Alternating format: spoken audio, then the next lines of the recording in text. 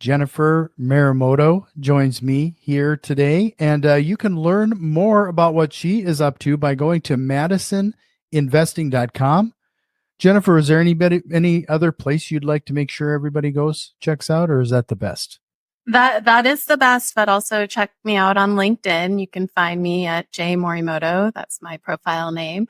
I post there about entrepreneurship and women in financial literacy. No, that's awesome. In fact, I'll make sure to have both of those links in the show notes. We're going to be talking about entrepreneurship, but I'm particularly interested in your view of moving from that corporate world into real estate investing and what you've done there. But again, it is MadisonInvesting.com. But Jennifer, your husband was on the show like quite a while ago. Yeah. And I'm going to have that link in the show notes too. We were talking about passive investing for executives and professionals. That was episode 407 with Spencer Hilligoss. That was a great conversation, and I look forward to having this one as well. But I'd be interested from your point of view, how things progressed as you found your way from the corporate world to real estate investing. How did you find your way here? Yeah, thank you for asking, and thank you for having me on your show. I was really impressed with it when Spencer first recorded back in 2022. So I'm really happy to be here and share my story and my side and point of view about how Madison Investing was born. So my background is marketing. I was a corporate marketer for 15 years. I focused on CPG, brand management, and then I transitioned into e-commerce and started working in more of the tech industry. And I did that for like I said, 15 years. And let me just tell you, it was a grind. I loved it. I loved every bit of it. It was working 60 plus hours a week, and I was really focused on building my career from the moment I started it. I was really good at climbing that corporate ladder, and I knew exactly what I needed to do to get ahead. And then things started to change once Spencer and I started a family. We have two boys, Corbin and Ridley. They are 9 and 6. And as a working mother who had to travel constantly and just be in meetings all the time, you start to see your priorities shift pretty rapidly. And I started to realize, hey, if I keep climbing this corporate ladder, that means less and less time I'm going to be spending with my family. And so I started really looking for opportunities to start winning back my time. And what that ultimately led me to was I need more options. Working the corporate ladder is great. You get paid a lot of money, but you are on a singular track until retirement. And I did not align with that strategy. So I decided to start paving my own way towards financial freedom. And that's when both Spencer and I started getting into real estate investing. And we started going down the traditional route of buying your a single family home and renting it out. And we did that a couple times. We bought locally. We're in California. We bought locally in California for a lot of money. And we put 2 tenants in the duplex, and it was great. And then we decided, okay, let's get more doors. Let's get out of California. And so we bought 5 houses in St. Louis, Missouri. And then things kind of started going off the rails. We started getting phone calls about frozen pipes, about water heaters. And even though we had property managers, we realized, wow, if we continue to grow this single family home game, this is going to be quickly not achievable. Our financial freedom was dependent on scale, dependent on growing our doors. And so that's when we decided to switch gears and start getting into multifamily investing and syndication. So we started investing in multifamily syndications and then storage and then other interesting asset classes. And we just started immersing ourselves in real estate and just really investing time into our financial literacy, figuring out where are we going? Where do we want to end up? And that ultimately led people to us to really, as we were getting interested in this and we started talking about it more, people started coming to us and saying, well, what are you investing in? This is interesting. Teach me a little bit about real estate. Can I invest alongside you? That's how Madison Investing was really born. It was very organic. And I was working full time as Madison Investing was getting off the ground, Spencer left his corporate job just to continue to manage Madison Investing. And then eventually I left in 2021 to focus on Madison Investing full time. So what we do is we help people invest their money in real estate syndications. We help them put their capital that they work really hard for at their W-2 jobs, and we help them put it in real estate investments that they would have probably not found if they were looking on their own, because we spend so much time focused on the industry. We're able to bring forward really bespoke, unique investments to them. And so that's what we do at Madison Investing. Yeah. Do you think it was important to go through the pain of the single family home to find your way here? It's one of those things where you could look at it in glasses half full or empty side. I wish we got to multifamily sooner, because it is a really sound strategy, but we felt comfortable with single family, and that's where a lot of people enter in, because they own a single family home that they live in and they understand that process of buying. So that's where they get in. And so to that, I think, get in when you're going to get in, however you feel is appropriate. If that is single family and you want to go that route, then go that route. Just get started. Mhm. So I'd be curious, being a married couple, who latched on to the real estate investing first, and was there any convincing involved to get the other party on board? Yes, absolutely. So I have to give credit to Spencer, because he was working he was working in financial technology in operations, and he was working at a job that they were offering. Their offering was lending products, and it was a technology company, a finance company. So that's when he started really learning about fix and flips and real estate. So that was his bug. That's what caught him. It took him a little while to convince me, hey, let's divert some energy here. I mean, I have two young kids. I was commuting over an hour every day. Like, I was maxed out. So adding another thing to that dumpster fire was not interesting to me. And so he said for Christmas one year, I want you to read Rich Dad, Poor Dad, and then let me know what you think. And I know, that is such an entry point for everyone, but that is the book that really got me off the sidelines into the game. And I read the first 5 chapters on my commute into work, and I came back and was like, all right, I guess we're gonna do this. Let's go. That's interesting. So I'd be curious, because you had 16 years of marketing experience in the corporate world. Did you pull any of that? Like, what did you learn there that you've been able to apply in the real estate game? Yeah, that's a great question, because I'm learning as we continue down this path that my background in corporate, even though it had nothing to do with finance, nothing to do with real estate, it really lends well to my thinking and my business savvy in Madison Investing. So for us, Spencer has a sales background. I have a marketing background. When we thought about going into multifamily and possibly, hey, let's run these buildings ourselves, we quickly realized, that's not playing to our strengths. Our strengths is really communication and and and strategy. And so we realized that, hey, we know other people that need to learn about this. Let's get the communication out there. Let's help them understand what this business is. And so that's one part where marketing really was important to shaping what Madison Investing is. But then also, I really lean on my corporate communication education just to really be able to clearly communicate to our investors.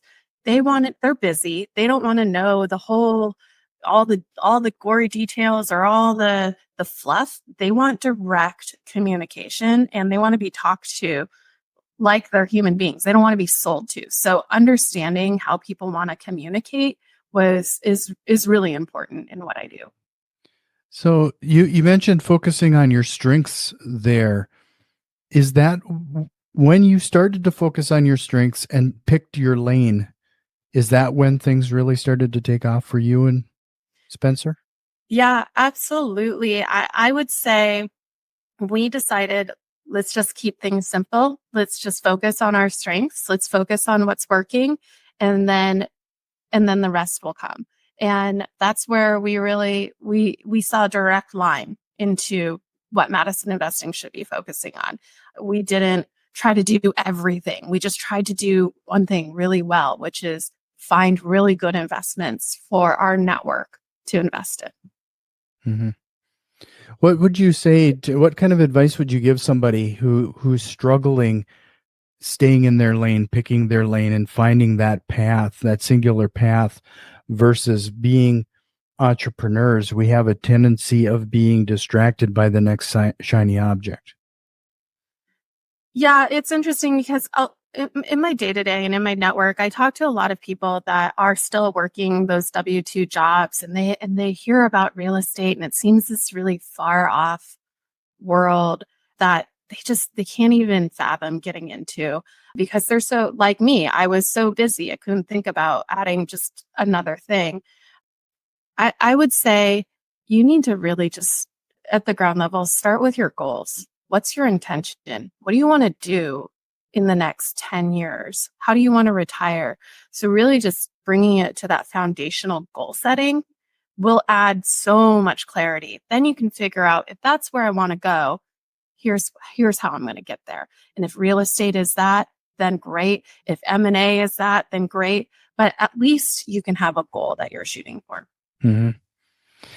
Would you recommend like somebody in the corporate world, let's say they did want to explore real estate investing? Do you think it's good to start with it as a side hustle, or how far when should they know when to jump in? Is what I'm trying to get at.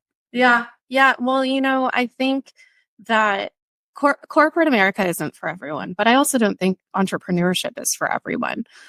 I think that you should dabble. You should spend some time learning before you go whole hog and jump in.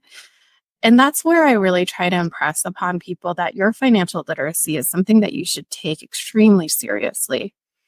I think a lot of times people are looking for an easy button when it comes to money, either getting money or knowing about money, and Mhm. they want to hire a financial advisor. They want to throw more money at the problem to fix the problem. And that's just confusing to me because in my mind, why would you ever farm that out, your own financial literacy? So I would say spend some time with your education and start testing things out, start investing in REITs or passively investing in real estate to really understand if this is something you want to do. So that kind of leads me to what you and Spencer do today. Can you kind of break things down a little bit, because this your model is slightly different from what's traditional, really. When I think a lot of people might think that you're doing syndication, but you're really kind of vetting these out a bit, aren't you? Yeah, absolutely. Yeah, so the space that we're in is really figuring out what the right markets are, what the right asset classes are, if a deal pencils, and who are the right partners to go in these deals with. A lot of real estate deals, they're long-term holds. You're going to do 5, 7, 10 years. So you want to make sure that the partners that you're going in these deals with, or the general partners or sponsors, as people call them, that they're credible, they've done this before, and that that if issues come up, that they can strategize and solve them. So so partnership and understanding who these partners are is really important. And that's part of what we help bring forward to our investor group is we establish relationships with these operators. We really get to know them. We invest with them directly with their own personal capital before we bring these partners to other people, so that we can say, we see how they communicate, we see how they operate, we see how they face adversity. And that's the value that Madison Investing brings to our investment group. So if you like what Jennifer is talking about here, I'm going to point you again to madisoninvesting.com or Jennifer's LinkedIn page. I'm going to make sure to have those links in the show notes. And if you found some value in what we're talking about so far here today, do us a quick favor and share it with one of your investor friends. So Jennifer, I'd be curious now, you do kind of a lot of the heavy lifting that frankly, I think what ends up happening is people go down the real estate investing route. They start with the single family homes, or they start consuming podcasts such as this or audiobooks, and they go, man, there's so much information. There's so much to learn. I want to get into this, but I don't want to go through this. And I'm not suggesting that you're that easy button you suggested before, but it does point to leveraging partnerships or finding that mentorship to help you along the way. Can you talk a little bit about the importance of that, especially in real estate and these busy professionals? Yeah, definitely. If you go through the general education, you realize that, real estate is a space that you want to play in. That in and of itself is a large statement. There's so much to learn about real estate. There's so many different avenues. So once you pick the niche that you want to focus on, that's at that point, that's when I would say go find a mentor or a coaching group, because you'll accelerate your learnings at that point. But I would say wait until you find your niche until you do that, or else you're going to find a coaching group that's going to niche for you. And that's not what you want to do. You really want to kind of do that learning first and then get into it. That's interesting you put it that way. Otherwise, you'll find a coaching group that will niche for you. That does seem to happen, doesn't it? Where people they might latch on to somebody's communication style and get sold into something that they might not be better suited for. Yeah. Yeah. So this is just really an interesting process, and I would be curious a little bit more regarding the marketing aspect, because I'm sure you have seen anything and everything now regarding syndicators marketing their investments. Can you kind of point to some do's and don'ts in that world? Yeah, I think when it comes to your initial offering, when you were summarizing your investment to prospective investors, you need to be clear and you need to be direct with numbers and say, hey, here's what we're going to purchase the property for. Here's how much we're going to invest in it. And these are the exact strategies that we're going to deploy in order to get this targeted return, and be conservative with your targets.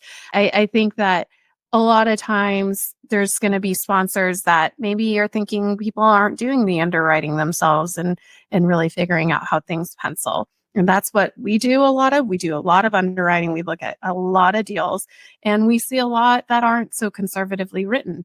So that's first and foremost. Pay your investors the respect of conservative underwriting and clear communication. And then after that, once you close the deal, be consistent with your communication and just be clear. Tell people what the vacancy rates are. And if they're dropping, be upfront about that, because the numbers at the end of the day will not lie. And you need to be forthright with what's going on with the investment and the property. And so that's the other thing, is consistent, clear communication. And if there's bad news, deliver it fast and then tell people what you're going to do to fix the problem. So, could you give me an example of some of the worst scenarios you've come across? You mentioned be conservative. I'm guessing you see some pretty optimistic performance. Yeah, I think in the past couple of years, we've seen a lot of interesting things. I think just expecting high growth to stay high in perpetuity is just really silly. I think you need to be conservative and understand that it's not always going to look like a hockey stick, and there might be up and down. So you need to balance that out when you're projecting out. I think there's a lot of people that have assumed that they're just going to continue to grow, grow, grow. And if you look at history, you're just going to know that that's not how the real estate cycles work. You mentioned earlier to deliver bad news quickly. with a solution. Is that I think that was really important to call out, because I have a feeling that a lot of people will withhold or hope it blows over or something. Like, I don't know how else to put it when it comes to bad news. Is there any tips or strategies that you would recommend in provide? I mean, I don't want you to give people a script, but how would you go about that? Yeah, I think you really need to take the emotion out of it and rip the Band-Aid off if there is bad news, but also be a partner with your investors and let them know that you're thinking about solutions. Don't just deliver news on its end. Really come forward with some solutions or ways that you're thinking about it. I think people understand that issues arise and they care more so what you're going to do about it, not that this hasn't been a flawless investment. I don't think people expect that. They expect issues to come up and they expect you to do something about it. Sure. I would direct question here. How many deals do you review before you'll even consider investing in one? I mean, it depends. It depends on what's going on in the economy, but we look at hundreds every month, and we invest personally maybe in one out of every couple hundred that we see. And this is after seeing a few deals from that sponsor and really getting to know them. It's a pretty long vetting process that we put partners through before we invest our own personal money. And then once they come to the group, we got to make sure they make us look good too. So we want to go through all of that vetting before they go forward. Could you share some of that vetting process? Like, what you start with 200 and you get Yeah. down to one. Yeah. What are some of those low hanging fruits? If they don't pass the mustard, let's say, what's the first thing you notice that like just eradicates half of them? Yeah. We want to know if they've had exits. That's important to us. We want to see deals that have gone full cycle and what the history of that was. We break it down. We want to look and underwrite all of it to see what exactly happened. We want to look at their communication style. Are they transparent, or are they kind of, overly vague with details? We want crystal clear communication. We do background checks. We want to just make sure, like, hey, is there anything you're not telling us? Typically, background checks go through without a problem, but it's just something that we want to add in there Mhm. just in case. And we just look to see, is this a market that we're interested in? Is there any concerns in this market that we might want to add into our underwriting, like insurance premiums going way up or property taxes going way up, things like that. What type of triggers do you have in place to identify any of those outside sources that can impact the deals? We have to stay really, really in tune to what's going on in every single market. And it's not just the market in general. It's not just Dallas. It's, are you drilling down to that specific region, that specific even city block that asset is going to be in? So we really drill down into that specific asset when we're looking at those specific deals. So it's really important to see the macro, but then also go to the super micro. Hmm. So if somebody wanted to pursue your help for this type of thing, like what type of questions do you ask of those investors that might be interested in? Yeah, absolutely. So, we're really, really good fit for people who want to get into passive investing and who are accredited. A lot of times people come to us and they've heard about real estate syndication, and they need help really weeding through deals and knowing that someone's going to have a more finite lens to what they should be investing in. We always say, though, whatever investment that you make, you need to do your own due diligence also, or else we're just this other party, suggesting information amongst all the information out there. So Mhm. we really want to work with people that are going to understand this investment. We're not trying to cram things and sell things to them. We're trying to present information to them for them then go make a sound decision. Right. If somebody was like in local markets, we all have some syndicators. Are there like the top 3 questions somebody should ask before they invest into a syndication directly? Yeah, the full cycle one is important. And then I always like to hear, hey, in one of your past deals, has anything gone wrong? And what have you done about it? That's always a good one. And then we want to also understand who are their partners. We want to really get to know the entire general partner group and not just, the front person who's really good at talking and really good at relationship. We want to know the leadership team who's responsible for the property management or the operations or the finance. So we like to learn about everyone. Can you share the best success that you've had so far?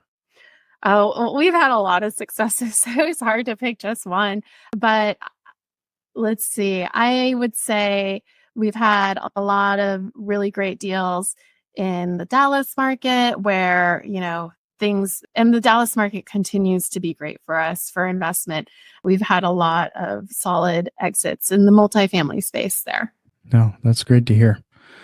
Just to remind everybody one more time, check out madisoninvesting.com to see if this is a good fit for you. If you're a busy professional, especially, I've stressed many times on this show that I hate to point to that book, but it's who, not how, in a lot of regards, and especially when it comes to real estate investing, you need to find somebody that, whether it's a mentor or somebody like Jennifer and Spencer, that can help you navigate these waters. It's not just enough to just throw money and hope for the best. So, Jennifer, if you're ready, we'll close out this episode with some rapid fire questions. All right, let's go. What lie do real estate investors tell themselves and others? Let's see. What lie? Let's see. That everything will always be going well and that there will never be any problems or any risks. I think a lot of people, especially in 2021 and 2022, are just thinking, oh, this is going to grow forever. They're not asking themselves the what ifs. What if the bottom drops out? What if interest rates spike historically in a very short amount of time? So I think that people need to take off those rose-colored glasses and look at things a little bit harder. Do you have a book recommendation, or what are you reading right now? Yeah, so book that was really influential to me in not just professional life, but just in general. It's a book called Crucial Conversations, and it's about how to have hard conversations when the stakes are really high and how to have productive, good, crucial conversations. No, that's a good one. I'll have to check that one out. If you could go back in time and give your younger self one piece of advice, what would it be? Oh, well, I would say, you don't have to work a W-2 your whole life. There's a whole big world out there. You try on a lot of different things. There's not just, one size fits all. I'd be curious, just to add on to that, was that a mindset shift that you had to break from when you jumped from the corporate world? Yeah, definitely. I was stuck in a mold. I don't know why. It must have been outside forces, institutionalized thinking. It was just, I thought that I was going to get a job and do that the rest of my life until I retired. And that would be all that I needed. But I quickly realized, once I had a family, that life has other things in store. Mm-hmm. What single strategy, process, or tool have you implemented that has had a direct time-saving impact on your business?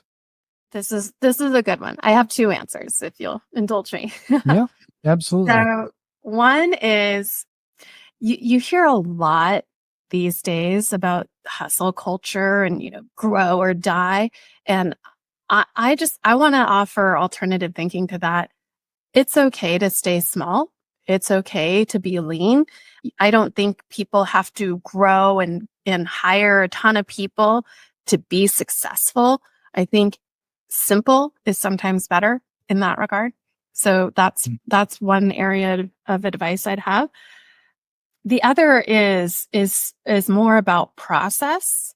I think that a lot of times, a lot of technology companies throw technology at you as a solution. And that is so far from the truth. It is all about process, understanding what the need is, and then finding the technology solution that's going to support that process need. Oftentimes it's backwards, and it's because those darn marketers are doing such a good job telling you the solution before you really understand the problem. So understand that problem and then figure out the technology solution. Yeah, we're seeing that especially right now with the adoption of large language models and AI and everything else, right? It seems to be a band-aid for anything and everything. It's the new trendy topic, that's for sure. Yeah, I'd be interested in your opinion on that sometime because it seems to be there's sure a lot of tools now focused on marketing, writing, content, and I haven't seen it produce some of the greatest results. Yeah, definitely. I think unless you have crystallized thinking and a unique point of view, current day chat GPT is really just going to make you sound like everyone else and not have any distinct voice. So you need to start out with that. Sure. Well, Jennifer, is there a question or topic you wished we would have covered here today? Oh, so a lot of my focus has also been on financial literacy for young children and for teenagers. So that is a topic that is near and dear to my heart. I sit on the board of the Financial Education Foundation that focuses on financial literacy for high schoolers. So if anyone gets a chance, go check out BAFEF.org. It's a financial literacy organization here in the Bay Area where I live. We support educators with financial information and helping teaching kids about money.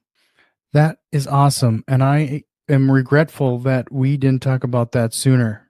Next time. So next time. So I'll definitely make sure to have that link in the show notes as well, because I can't stress. I don't, that's one of the most underserved areas in our population, in our schooling system. I mean, it's shocking that this isn't even discussed anymore. Yeah, completely. And in California, where I live, it's not mandated in any curriculum. So that is something that we're trying to help out with. Again, it is MadisonInvesting.com. Thank you again, Jennifer. It was great meeting you, and we'll hope to chat again soon. Excellent. Thank you so much for having me.